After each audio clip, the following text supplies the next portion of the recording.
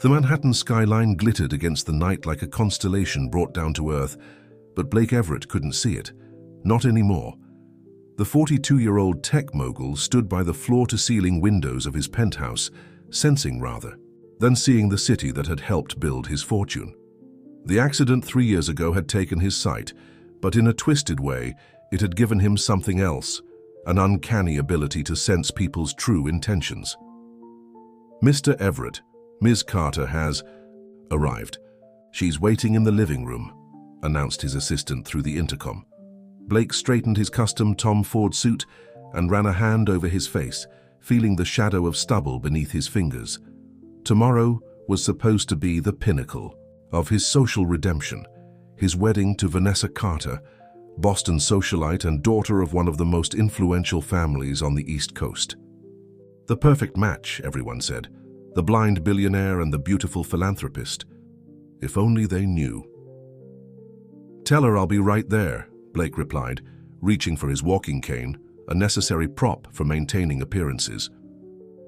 What nobody knew, not even Vanessa, was that Blake's blindness was not as complete as he let on. He could still perceive shadows, vague outlines, enough to navigate familiar spaces without assistance. But he had learned that people revealed more when they thought you couldn't see them. It had become his greatest advantage in both business and personal matters. As he made his way to the living room, Blake reflected on the path that had led him here. The son of a blue-collar worker from Chicago, he had built Everett Technologies from nothing, transforming it into a $75 billion empire. Then came the accident, a sabotaged private plane that investigators ruled as mechanical failure. Blake knew better. Someone had wanted him out of the picture, and he had a short list of suspects. "Darling," Vanessa's voice was honey-sweet as she approached. He felt her expensive perfume before her lips brushed his cheek. "I was thinking about tomorrow's seating arrangements." Blake nodded, playing the role of the attentive fiancé while his other senses worked overtime, the slight tension in her voice. The way she kept checking her phone, he could hear the faint buzzing of incoming messages. "Whatever you think is best," he replied. "I trust your judgment." Vanessa laughed, a practiced sound. "That's what I love about you, Blake, so accommodating." What she didn't know was that Blake had hired private investigators months ago.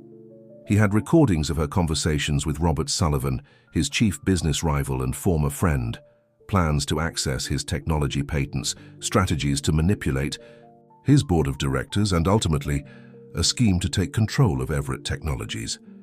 Yet he had played along, curious to see how far they would go.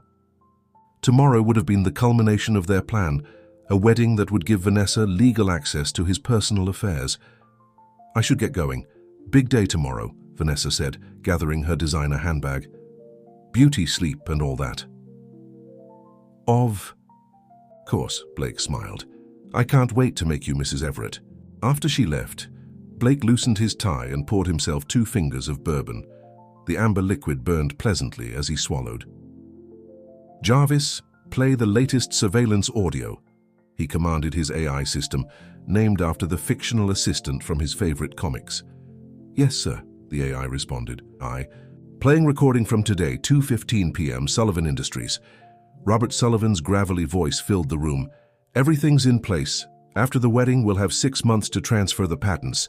Blake won't know what hit him until it's too late." Vanessa's voice followed. "I just need to get through tomorrow. Playing the doting wife to a blind man isn't exactly how I plan to spend the next year of my life." "It'll be worth it," Sullivan assured her. "With his technology and my market position, we'll dominate the industry. And you'll be very well compensated for your discomfort." Blake cut the playback. "That's enough, Jarvis?" He had heard enough to confirm what he already knew. Tomorrow's wedding wouldn't be happening, at least not as Vanessa and Sullivan had planned, but Blake wasn't about to let them off easy. He had a contingency plan, one that would expose them both while protecting his company and his pride. What he didn't account for was Lily Morgan. Lily had been working at the Everett mansion for just over 8 months.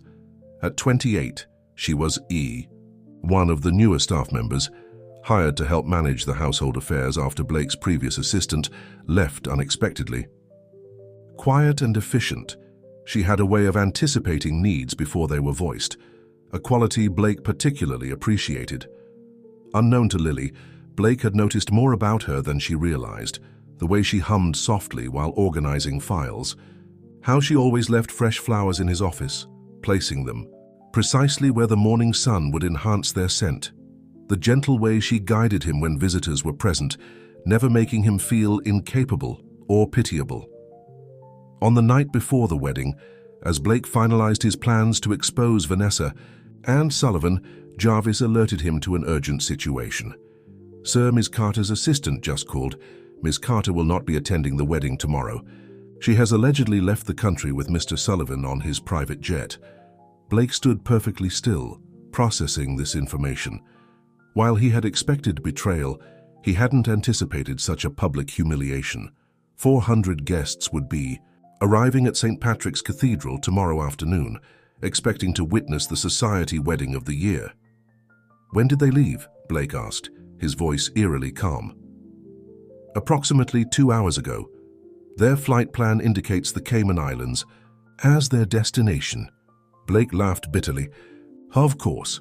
Where better to hide embezzled funds than in offshore accounts?" "Call Henderson," Blake instructed, referring to his attorney. "Have him freeze all shared accounts and revoke any access Vanessa had to company information." "Already?" "Done, sir," Jarvis replied. "However, there is still the matter of tomorrow's ceremony." Blake paced the room, considering his options. Cancelling would create a media frenzy, with headlines proclaiming how the poor blind billionaire had been left at the altar. The humiliation would be unbearable, and worse, it would project weakness to his business competitors. That's when the idea struck him, audacious and perhaps foolish, but potentially effective. "Jarvis, is Lily still in the building?" "Yes. Sir, Ms. Morgan is currently in the East Wing, finalizing preparations for tomorrow's post-ceremony reception. Ask her to come to my office immediately." When Lily entered minutes later, Blake could sense her confusion and concern. "Mr. Everett, is everything all right?" Her voice was soft, with a slight Midwestern accent that hadn't fully disappeared despite her years in New York. Blake turned toward her, his expression unreadable behind his dark glasses. "Lily, I'm about to ask you something highly irregular, and you have every right to refuse." He heard her shift her weight, her breathing changing slightly. "What is it, sir?" "Vanessa has left. She won't be at the wedding tomorrow." He stated it plainly, without emotion. "Oh, Mr. Everett, I'm so sorry." He raised a hand, cutting off her sympathy. "I need someone to take her place." "I don't understand." Blake moved closer, removing his dark glasses to reveal eyes that were clouded but still intense. "I need you to stand in for Vanessa at the ceremony tomorrow, to become, at least on paper, Mrs. Blake Everett." Lily Morgan stood frozen in Blake Everett's office, her mind racing to process what he had just proposed. The grandfather clock in the corner ticked loudly, marking the seconds of stunned silence between them. "You want me to marry you?" she finally managed, her voice barely above a whisper. Blake moved toward his desk, his movements fluid and precise for a man supposedly completely blind. "It would be a temporary arrangement," he explained. "A business transaction, essentially." "Mr. Everett, I don't think you understand what you're asking." Lily tucked a strand of auburn hair behind her ear, a nervous habit from childhood. "I'm your household manager, not an actress, which is precisely why you're perfect for this." Blake's voice remained steady, calculated. "You know the household, the staff, the routines. You've been organizing this wedding for months. You know every detail." Lily shook her head, though she knew he couldn't see the gesture. Or could he? Sometimes she wondered. The way he navigated spaces, the way he seemed to know exactly where people stood, it felt too precise for someone living in total darkness. "There are 400 guests expecting a wedding tomorrow," Blake continued. "Business associates, competitors, media. If Vanessa's betrayal becomes public, it won't just be personal humiliation, it will affect market confidence in Everett Technologies. Thousands of jobs could be at stake." Lily sank into the chair opposite his desk. Growing up in Cedar Rapids, Iowa, she had been raised with practical Midwestern values: Hard work, honesty, helping others in need. But this request went beyond anything she could have imagined when she'd accepted the position at the Everett mansion. Why not just postpone? Tell everyone she's ill and give Sullivan more time to undermine my company, Blake interrupted. He's already making moves against me. The vultures are circling Lily. I need to project strength, not vulnerability. Lily studied her employer's face. Despite his wealth and power at this moment, she could see something she'd never witnessed before.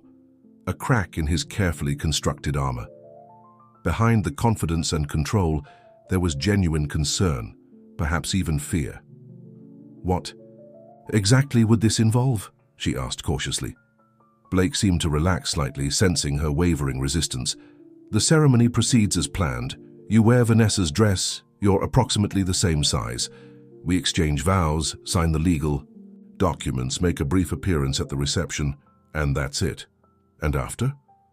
We maintain the appearance of a marriage for a reasonable period, 6 months, perhaps a year. You would continue your work here, but with a significant increase in compensation, of course, a new title, new responsibilities. Lily stood and walked to the window, gazing out at the Manhattan skyline. She thought about her small apartment. In Queens, the student loan still hanging over her head from her business degree, her mother back in Cedar Rapids struggling with medical bills. And what happens when this charade is over? Blake joined her at the window, standing close, enough that she could smell his expensive cologne. You walk away with financial security for life, a divorce settlement that would ensure you never have to work again, unless you choose to. The practical part of Lily's mind calculated what this could mean. Her mother's medical care covered, her student loans erased, perhaps even the small business she'd always dreamed of starting, all for pretending to be in love with one of the most powerful men in America. There would be conditions, Blake added. A prenuptial agreement, confidentiality clauses, but I assure you, you would be well protected. This is insane, Lily murmured, more to herself than to him. Perhaps, Blake conceded with a slight smile, but sometimes the most audacious plans are the most effective. Lily closed her eyes, trying to center her thoughts. I need time to think about this. We don't have time, Lily. The ceremony is at 2 o'clock tomorrow. What was she even considering? This was madness.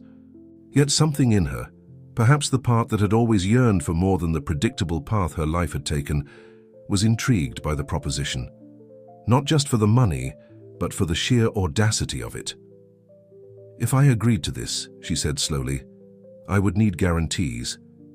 Written guarantees about the terms, the duration, the financial arrangements. Blake nodded. My attorneys can have everything prepared within the hour. And no one would know the truth? Not even your closest associates? Especially not them. The fewer people who know, the more convincing the deception. Lily took a deep breath. What about the dress, the rings? There are 1,000 details. The dress is here in the mansion. The rings are in my safe. As for the rest, you've been managing those details for months. Blake moved closer, his voice softening. I know I'm asking the impossible, Lily, but you're the only person I trust with this. Trust. Such a simple word, yet it resonated deeply. In the 8 months she'd worked for Blake Everett, she'd observed his calculated distance from everyone around him. He trusted no one completely. Not his business partners, not his friends, certainly not Vanessa. Yet here he was, placing his reputation, his public image, his very privacy in her hands. All right, she heard herself say, the words slipping out before she fully realized her decision. I'll do it. The next 12 hours passed in a blur of activity. Blake's attorneys arrived within 30 minutes, presenting her with a stack of documents that detailed every aspect of their arrangement. The prenuptial agreement was surprisingly generous, guaranteeing her $5 million, even if the marriage lasted only the minimum 6 months they had agreed upon. By midnight, Lily found herself in what would have been Vanessa's bridal suite, staring at the Vera Wang gown hanging on the door of the massive walk-in closet. The dress was stunning, simple yet elegant, with delicate beadwork that caught the light with every movement. Ms. Morgan, a soft voice interrupted her thoughts. It was Mrs. Reynolds, the housekeeper who had been with the Everett household.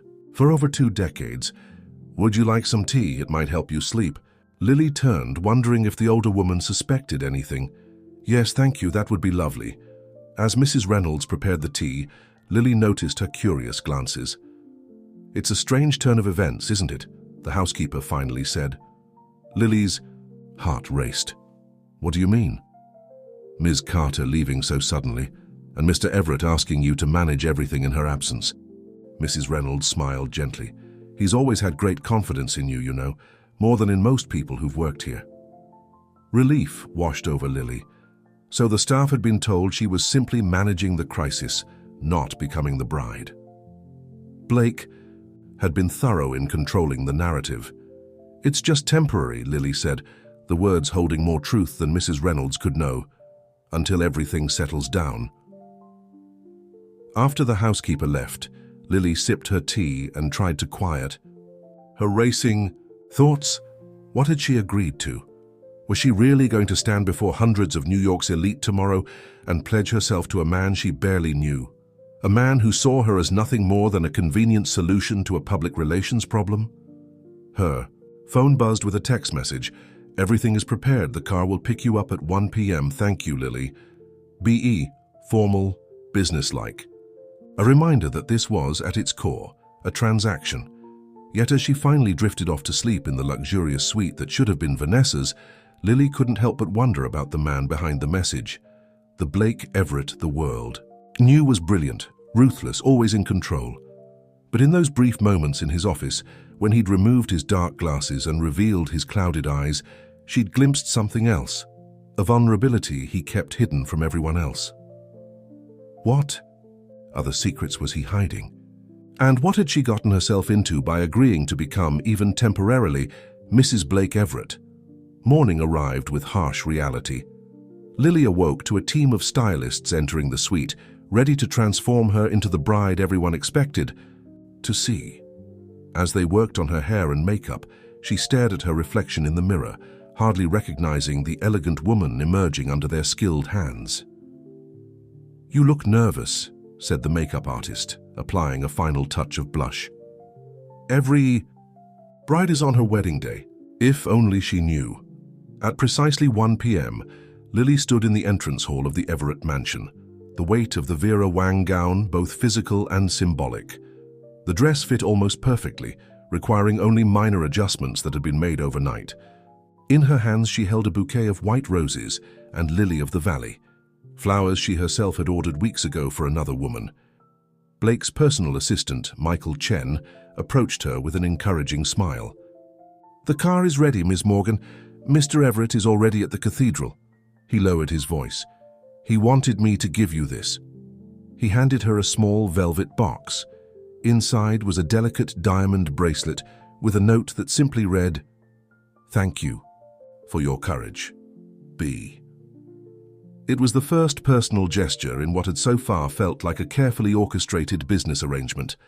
As the chauffeur helped her into the waiting Rolls-Royce, Lily fastened the bracelet around her wrist, wondering if perhaps there was more to Blake Everett than the calculating businessman she thought she knew. St. Patrick's Cathedral stood majestic. Against the clear September sky, its Gothic spires reaching toward heaven, as if in prayer for the unusual union about to take place within its hallowed walls. Outside, paparazzi jostled for position behind security barriers, their cameras poised to capture America's wedding of the year. As the Rolls-Royce pulled up to the cathedral entrance, Lily's heart pounded so loudly she was certain the chauffeur could hear it.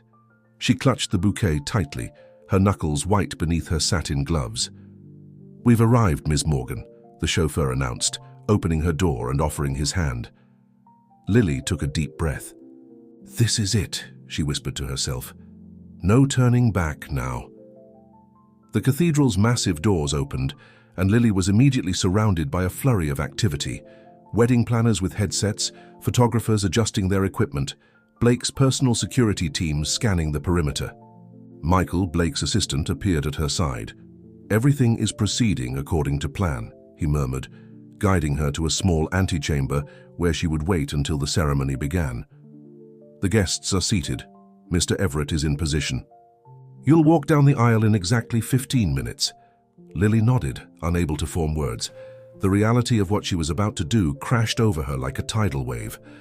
In 15 minutes, she would stand before God, 400 guests, and the New York elite to speak vows to a man who saw her as nothing more than a convenient solution to his public relations problem. "Are you all right?" Michael asked, noticing her pallor. "You look a bit faint." "I'm fine," Lily managed, forcing a smile. "Just pre-wedding jitters." Michael gave her a sympathetic pat on the shoulder. "It'll be over before you know it. Just smile and follow the plan." As he left to check on final arrangements, Lily caught her reflection in a gilded mirror hanging on the antechamber wall. The woman staring back at her was a stranger, elegant, poised, draped in designer silk, and wearing jewelry worth more than her entire life savings. For a moment, she felt like an imposter, a fraud about to be exposed. Then, she remembered why she was doing this. Not just for the money, though the financial security would change her family's life, but also because in some strange way, she had come to respect Blake Everett.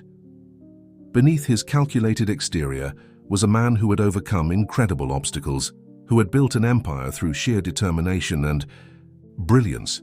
He didn't deserve the public humiliation Vanessa and Sullivan had planned for him. When the wedding coordinator appeared at the door, signaling it was time, Lily straightened her shoulders and lifted her chin. She may be playing a role, but she would play it with dignity and grace. The cathedral's pipe organ thundered to life, filling the sacred space with the traditional wedding march. 400 guests rose to their feet, turning to watch as the bride began her solitary journey down the aisle. Lily had no father to walk her down the aisle, another detail that had been hastily explained away. Her parents were unable to attend due to health concerns, the official story went. With each step forward, Lily focused on Blake's tall figure waiting at the altar. He cut an impressive silhouette in his custom tuxedo, dark glasses hiding his eyes, his posture straight and confident. If he was nervous, he showed no sign of it. As she reached his side, Blake turned toward her, offering his arm. "You came," he whispered so softly only she could hear. "Did you doubt I would?" she replied, equally hushed. The corner of his mouth twitched in what might have been the ghost of a smile. "I've learned to doubt everyone, Lily." Before she could respond, the ceremony began. The Archbishop of New York, a longtime friend of the Everett family, led them through the traditional service. Lily spoke her vows in a clear, steady voice that belied her inner turmoil. When it came time for the rings, Blake's hands were warm and sure as they slid the platinum band onto her finger, a perfect fit, as if it had been made for her all along. "I now pronounce you husband and wife," the Archbishop declared. "You may kiss the bride." This was the moment Lily had dreaded most, the public display of affection that would seal their deception. They had discussed it briefly the night before, agreeing to keep it chaste and brief. Blake lifted her veil with surprising gentleness. His hand found her face, his thumb brushing lightly across her cheek in a gesture that seemed almost tender. Then he leaned in, his lips meeting hers in a kiss that was meant to be perfunctory, but somehow lingered just a moment longer than necessary. When they parted, Lily was startled to find herself slightly breathless. Blake's expression remained unreadable behind his dark glasses, but his hand squeezed hers briefly before they turned to face the applauding crowd as Mr. and Mrs. Blake Everett. The reception at the Plaza Hotel was a whirlwind of congratulations, champagne toasts, and careful navigation of questions about their relationship. Lily found herself spinning an elaborate fiction about how she and Blake had grown close during her time managing his household affairs, their professional relationship evolving into something deeper. The story was close enough to the truth, at least in its timeline, to be believable. "You're a natural," Blake murmured as they shared their first dance, his hand resting properly at her waist. "I had no idea you were such an accomplished actress." "I was in theater club in high school," Lily replied with a small smile, "though I never imagined my biggest role would be playing your wife." To her surprise, Blake laughed, a genuine sound that she had rarely heard from him. Life has a way of casting us in unexpected parts. As the evening wore on, Lily began to notice subtle changes in Blake's behavior. When they were surrounded by business associates, he remained the calculating, controlled man she knew. But in quieter moments, when it was just the two of them, a different side emerged, more relaxed, even occasionally playful. It was as if the public Blake Everett and the private one were two entirely different people. "You seem different tonight," she observed, as they took a moment's respite on the hotel's terrace, away from the crowd. Blake sipped his champagne, considering her words. "Perhaps I am. It's not often one gets married to foil a corporate conspiracy." "Is that all this is to you? A business strategy?" He turned toward her, his expression serious. "What else would it be, Lily?" Before she could answer, they were interrupted by the arrival of Maxwell Reynolds, Blake's chief financial officer, and one of his oldest friends. "There's the happy couple," Maxwell exclaimed, clapping Blake on the shoulder. "I have to say, Blake, you kept this relationship quiet. Your household manager, of all people." "I prefer to keep my private life private," Blake replied smoothly. "As you well know, Max." Maxwell turned his attention to Lily, his eyes assessing her in a way that made her uncomfortable. "Well, she's certainly an improvement over Vanessa. Less calculating, I'd wager." "You have no idea," Blake said with a cryptic smile. As Maxwell wandered back to the party, Blake's posture changed, tension returning to his shoulders. "We should make one more round of the room, then make our exit," he said, his voice returning to its business-like tone. "We've put in enough of an appearance." Lily nodded, though she found herself oddly disappointed at the abrupt return of his professional demeanor. For a brief moment, she had glimpsed something else in him, something warmer, more human. An hour later, they were in the back of the Rolls-Royce, heading toward Blake's penthouse at the top of the Everett Tower. The silence between them was heavy with unspoken thoughts. "You did well today," Blake finally said as the car navigated through Manhattan's evening traffic. "Better than I could have hoped." "Thank you," Lily replied, "though I doubt I fooled everyone." "You don't give yourself enough credit. Even Max was convinced, and he's one of the most suspicious people I know."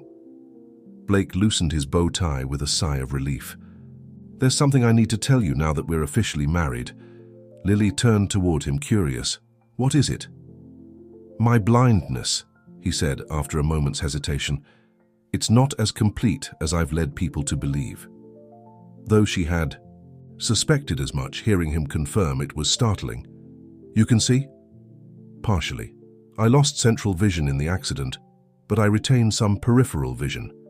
Enough to navigate familiar spaces, to detect movement, to function without the constant assistance people assume I need." He removed his dark glasses, revealing eyes that were damaged but still alert. "I've maintained the pretense of total blindness because it gives me an advantage. People underestimate me. They speak freely in my presence, assuming I can't see. Their expressions, their body language. Why are you telling me this now?" Blake turned those imperfect eyes toward her, and for the first time Lily felt as if he was truly looking at her. "Because if we're going to live together, even temporarily, you need to know who you're living with. And because, after today, I believe I can trust you, Lily Morgan, or rather Lily Everett." The sound of her new name sent an unexpected shiver through her. Mrs. Lily Everett. It was just a role, a temporary identity, yet hearing him say it made it feel suddenly real. As the car pulled up to the private entrance of Everett Tower, Blake offered her his hand. "Welcome home, Mrs. Everett." Lily took his hand, stepping into her new life, a life of luxury and deception, bound to a man she was only beginning to understand. What had started as a business arrangement now felt infinitely more complicated, as if in exchanging vows, something unintended had passed between them. Something neither of them had anticipated, and perhaps neither was prepared for. Life as Mrs. Blake Everett was nothing like Lily had imagined. The penthouse that crowned Everett Tower became her new home, a sleek sanctuary of glass and steel, 52 stories above Manhattan. While Blake had assured her she would have her own suite of rooms, the reality of sharing such intimate space with a man she barely knew was both disorienting and strangely exhilarating. 3 weeks into their arrangement, Lily stood in the kitchen preparing her morning coffee when Blake emerged from his home office, already dressed in a charcoal suit despite the early hour. "You're up early," she observed, sliding a mug of black coffee across the counter toward him. "Board meeting at 8, he replied, accepting the coffee with a nod of thanks. "Davidson from West Coast Operations is flying in. He's been making noise about production delays." Lily leaned against the counter, watching as Blake moved around the kitchen with ease, further evidence of his partial vision. In private, he had abandoned the pretense of total blindness, though he still carried his cane and wore his dark glasses whenever they ventured out together. "The quarterly reports show the California facility is actually ahead of schedule," she said, surprising herself with her knowledge of his business operations. Blake paused, his coffee mug halfway to his lips. "You've been reading the reports?"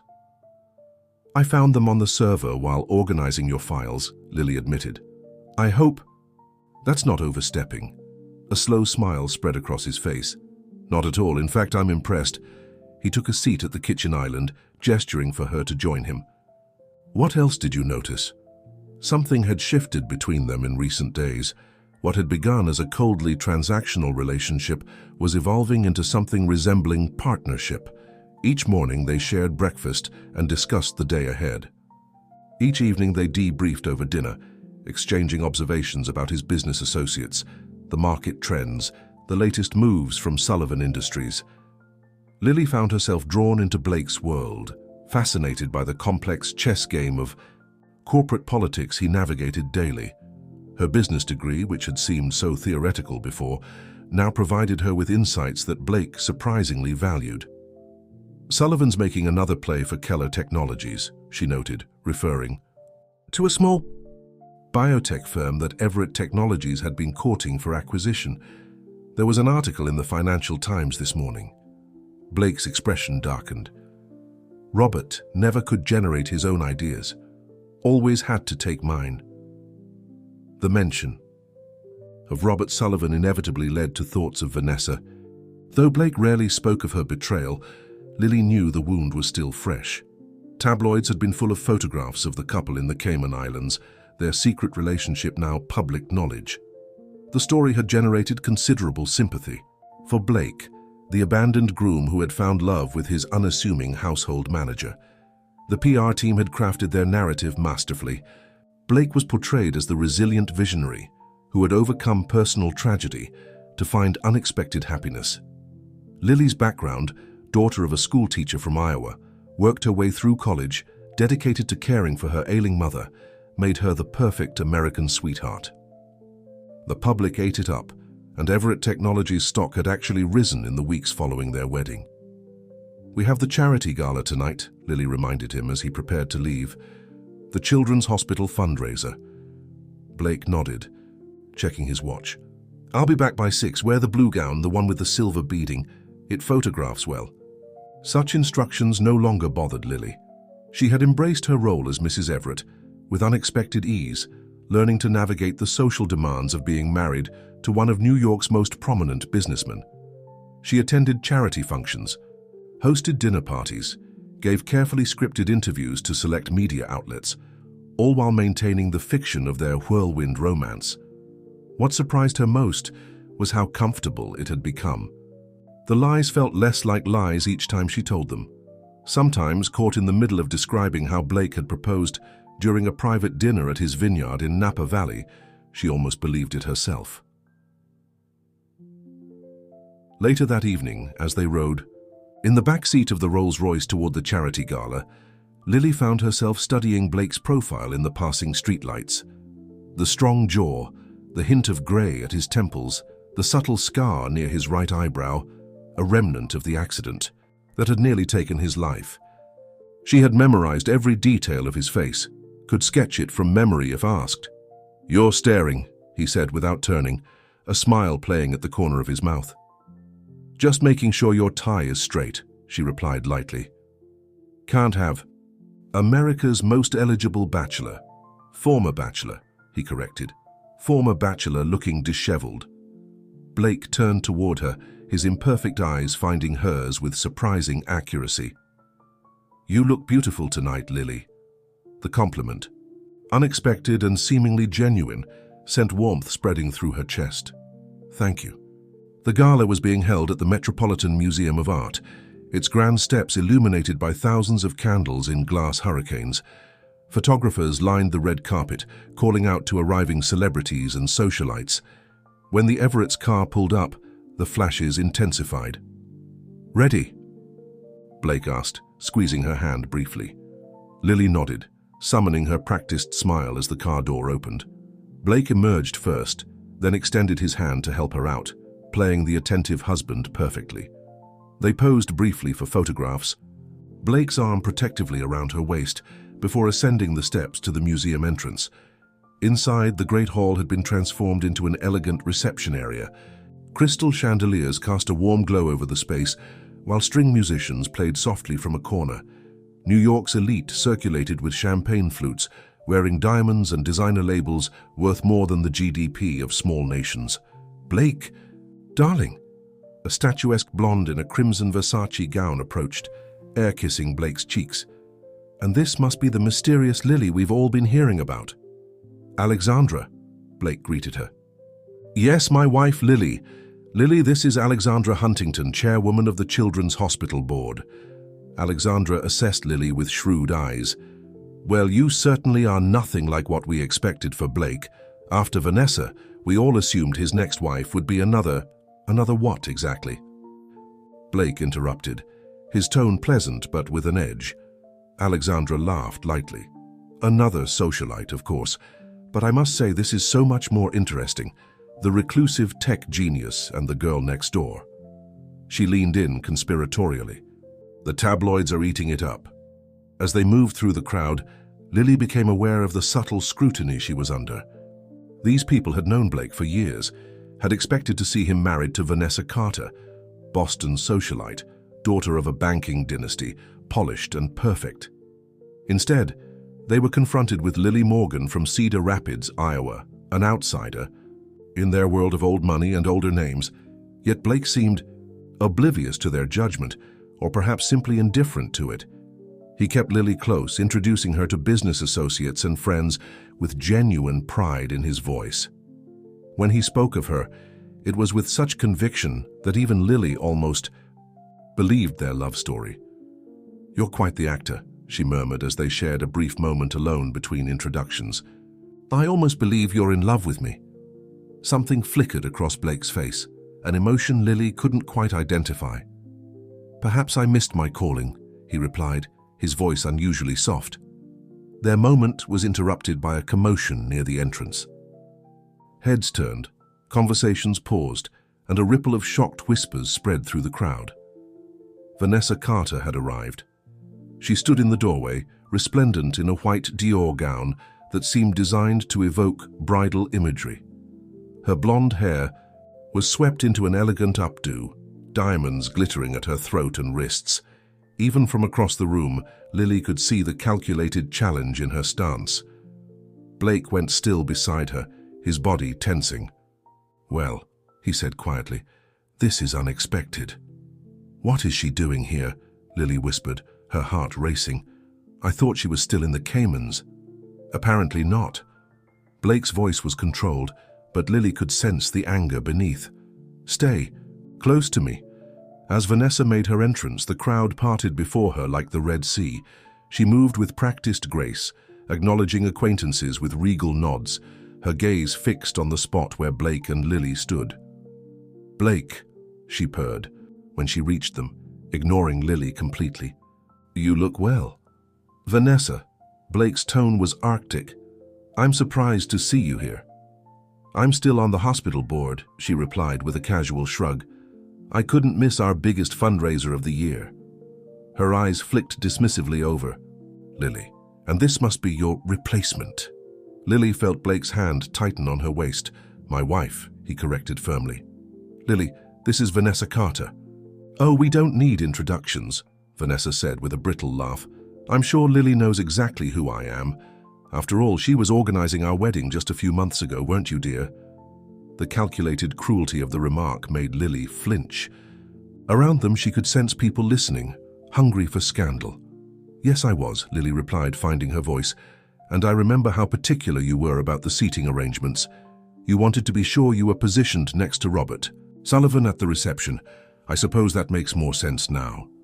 A flicker of surprise crossed Vanessa's perfectly made-up face, quickly replaced by cold anger.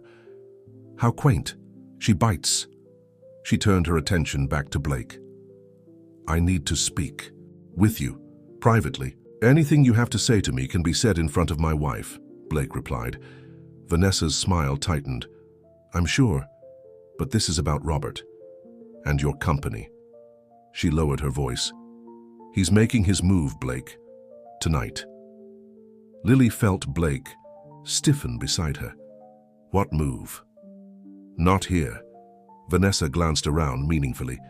Meet me on the terrace in 10 minutes. Alone. With that, she turned and glided away, leaving a wake of whispers behind her. It's a trap, Lily said immediately once Vanessa was out of earshot. She's trying to separate us, to make it look like... I know, Blake interrupted. But if Sullivan is really making a move against my company, I need to know what it is. Lily studied his face, recognizing the strategic calculation in his expression. Then I'm coming with you. Blake shook his head. No, I need you to find Michael. He should be here somewhere with his wife. Tell him to activate Protocol Lazarus, then meet me on the terrace in 5 minutes. Protocol Lazarus, Lily repeated, confused. He'll understand. Blake squeezed her hand reassuringly. Trust me, Lily. As Blake made his way through the crowd toward the museum's terraced garden, Lily searched for Michael, his trusted assistant. She found him near the bar, deep in conversation with a group of tech executives. Michael, she interrupted urgently. Blake says to activate Protocol Lazarus. Michael's expression changed instantly, all casual cheer vanishing. When? Now. And he needs you on the terrace in 5 minutes. Without another word, Michael excused himself and moved swiftly toward the exit, already pulling out his phone. Whatever Protocol Lazarus was, it clearly signified serious trouble. Lily checked her watch. 3 minutes had passed since Blake left. Against his instructions, she decided to follow him immediately rather than wait the full 5 minutes. Something about Vanessa's sudden appearance and cryptic warning felt dangerous, a trap being sprung. As she approached the terrace doors, Lily slowed her pace, careful to remain out of sight. Through the glass, she could see Blake and Vanessa standing near the stone balustrade, their body language tense. Vanessa was speaking rapidly, her hands gesturing emphatically, while Blake listened with his arms crossed. Lily eased the door open slightly, just enough to hear their conversation. Already has the board votes, Vanessa was saying. The announcement goes public tomorrow morning. Your own directors are turning against you, Blake. Why are you telling me this? Blake's voice was suspicious. You made your allegiance clear when you left with Robert. Vanessa stepped closer to him, her hand coming to rest on his arm. Because I made a mistake. Robert isn't who I thought he was. Her voice softened. And because, despite everything, I still care about you. How touching, Blake replied, his tone skeptical. And what does Robert have that could possibly convince my board to vote against me? Evidence. Vanessa glanced around nervously. Evidence that you've been hiding your true medical condition, that you're not really blind, at least not completely. Lily's breath caught. If that information became public, everything would change.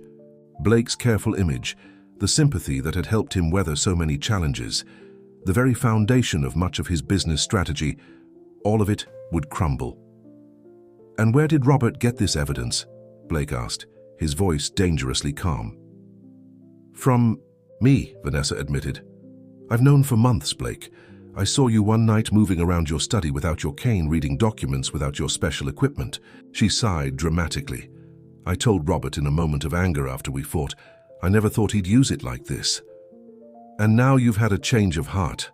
Blake's skepticism was palpable. Why should I believe anything you say? Vanessa moved, even closer, her hand sliding up to his shoulder. Because I can help you stop him. I know exactly what evidence he has, and who on your board he's already compromised. Her voice dropped to a seductive whisper. We were good together once, Blake. We could be again.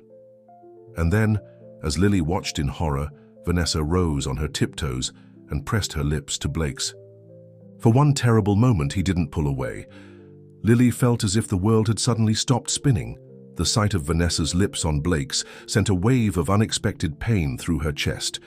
For 3 months, she had played the role of devoted wife, had stood by his side at countless events, had shared breakfast conversations and late-night strategy sessions.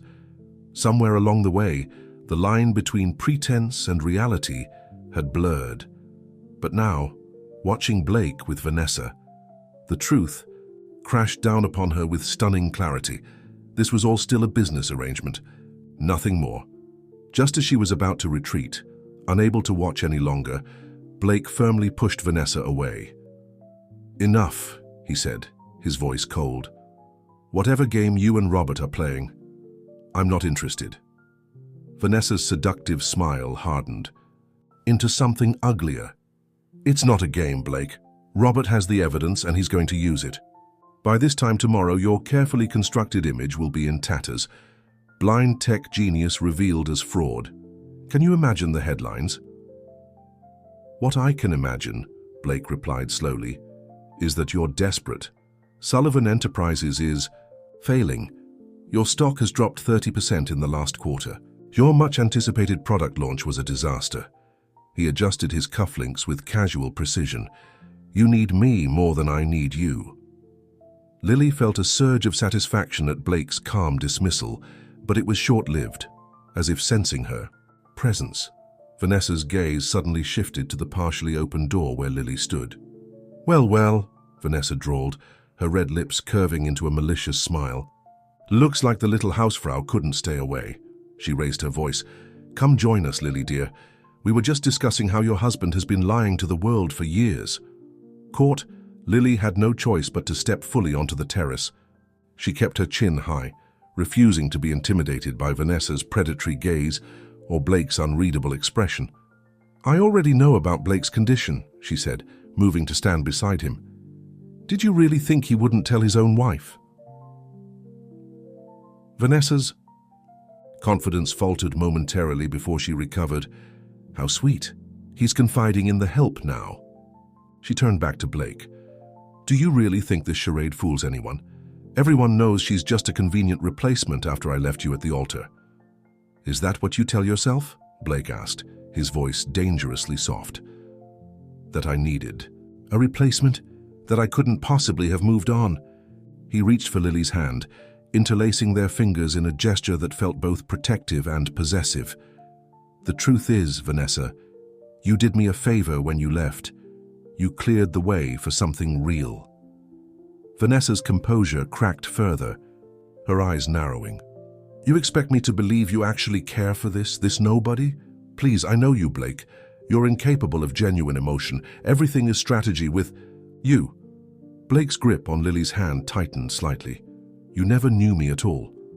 Before Vanessa could respond, the terrace door opened fully, and Michael appeared, accompanied by a tall, distinguished man Lily recognized as Blake's head of legal affairs, James Porter. "Ah, perfect timing," Blake said with a smile that didn't reach his eyes. "Vanessa, I believe you know James."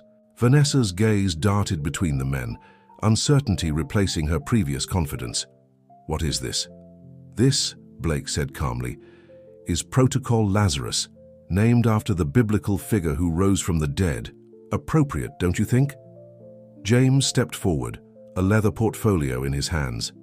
"Ms. Carter, I have here a cease and desist order preventing you or Mr. Sullivan from disseminating any information, true or false, regarding Mr. Everett's medical condition.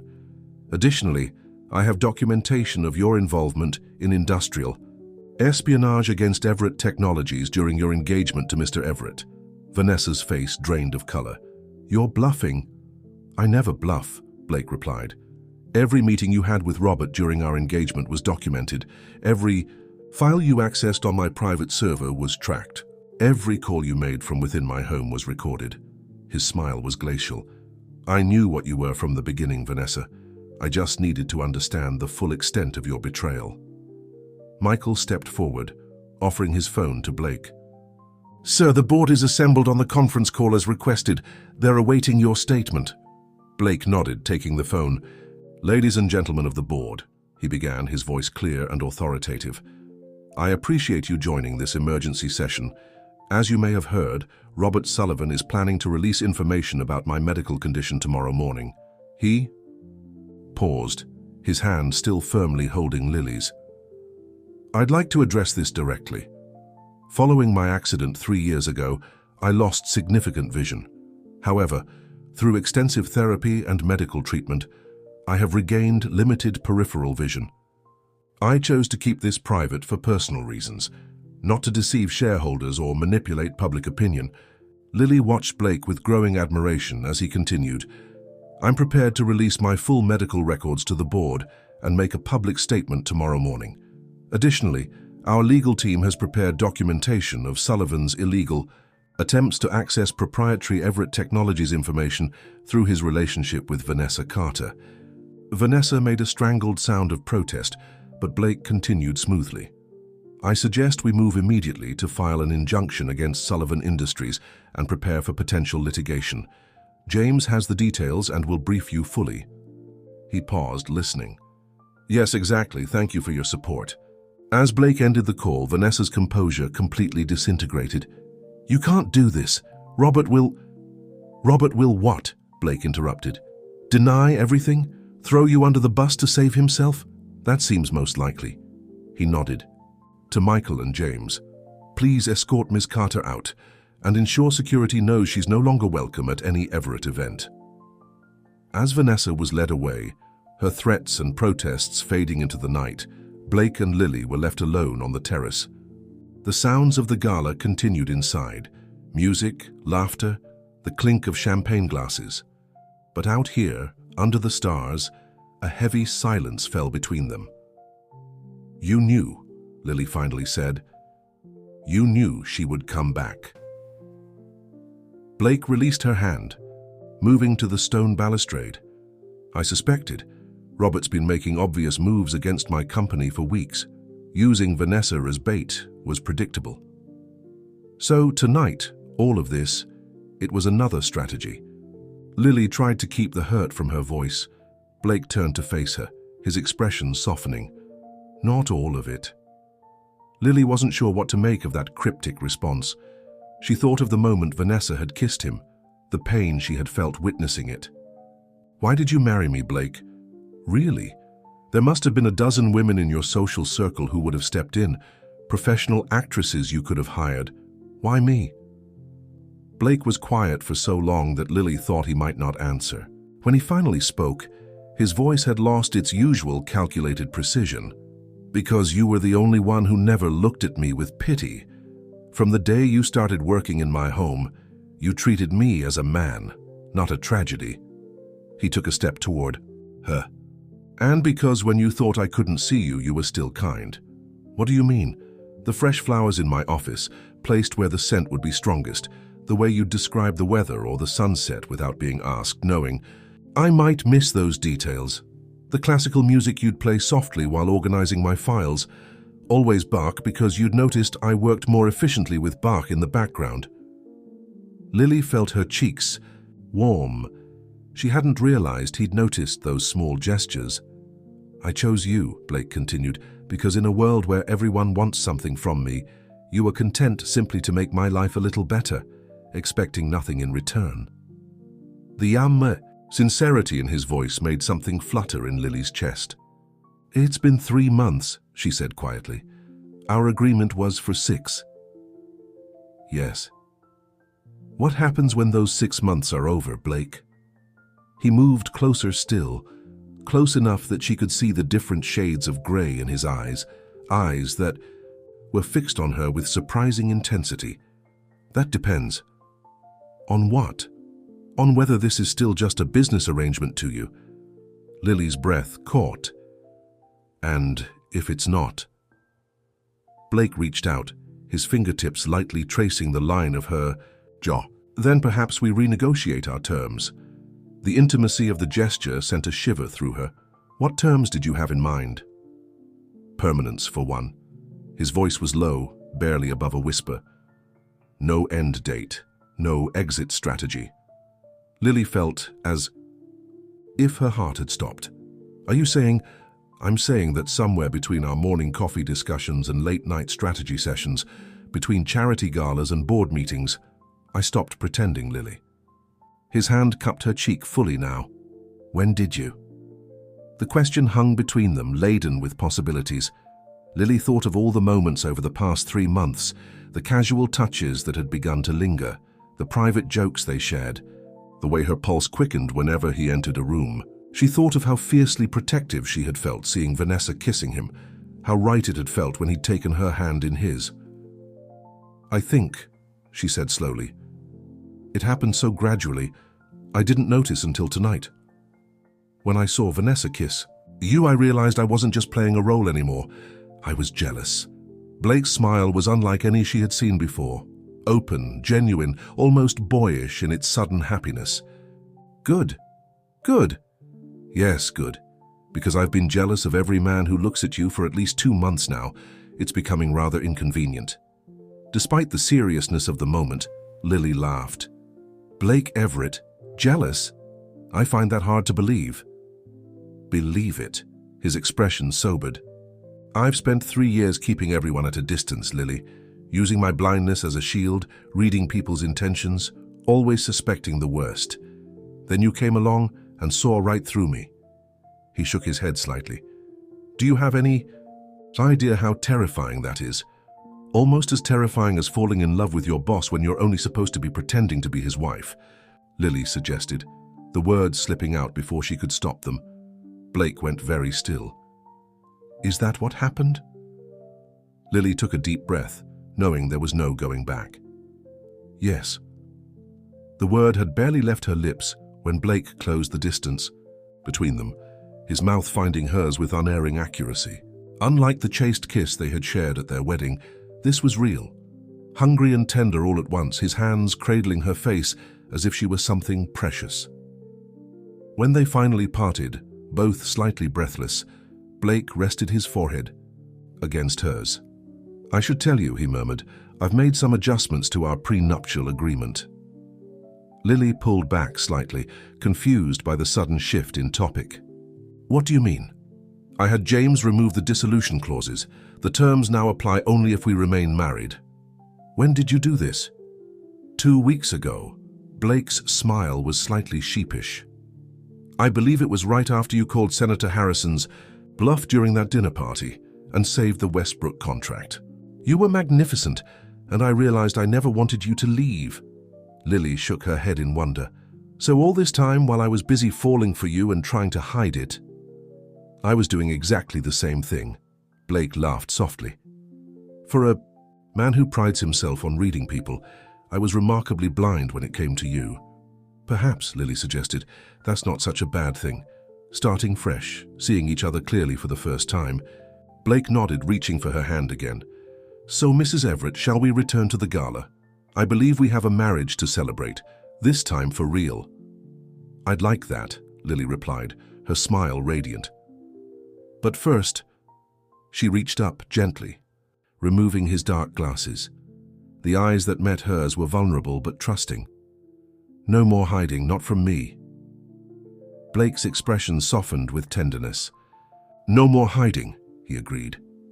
As they re-entered the gala, Blake's hand firmly clasping Lily's, the whispers that followed them no longer bothered Lily. Let them talk. Let them wonder about the household manager who had captured Blake Everett's heart. None of it mattered anymore. What had begun as a desperate deception had transformed into something neither of them had expected, something real, something true. And as Blake led her onto the dance floor, holding her closer than propriety strictly dictated, Lily knew that this was just the beginning of their story. The next morning, as sunlight streamed through the penthouse windows, Lily stood in the kitchen preparing coffee, just as she had every morning for the past 3 months. But everything was different now. The weight of pretense had lifted, leaving something far more precious in its place. Blake emerged from his bedroom, hair still damp from the shower. Without his dark glasses, his eyes crinkled at the corners as he smiled at her. Good morning, wife, he said, accepting the mug she offered. Good morning, husband, she replied, the words no longer part of a script, but a simple truth. On the counter between them, Blake's tablet displayed the morning headlines: Sullivan Industries stock plummets amid industrial espionage allegations. Below that, Everett Technologies CEO makes full disclosure of medical condition. Board expresses unanimous support. Quite a morning, Lily observed, gesturing to the news. Blake nodded, his expression thoughtful. The beginning of a new chapter, I think, for the company and for us.